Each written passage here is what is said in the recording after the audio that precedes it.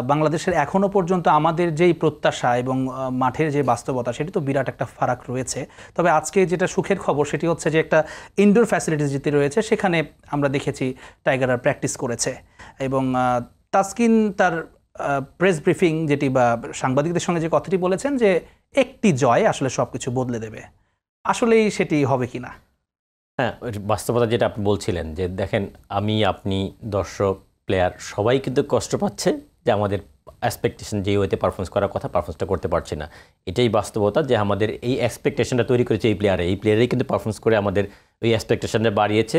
এখন ওইভাবে ওই স্ট্যান্ডার্ডে আমরা পারফর্ম করতে পারছি না। ডেফিনেটলি এই পারফরমেন্সটা ওভারকাম করা একটাই জায়গায়, যতই প্র্যাকটিস করি যাই করি, যখন ওই ম্যাচে যে আমরা পারফর্ম করতে পারবো, একটা ম্যাচ জিতবো, তখন টিম স্পিরিট বাড়বে।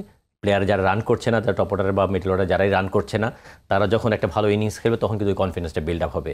এছাড়া কোনো শর্টকাট কোনো রাস্তা নেই, বা প্র্যাকটিস যতই করি ওই ইমপ্লিমেন্টটা যখন মাঠে করতে পারবো তখনই কিন্তু কনফিডেন্স হবে।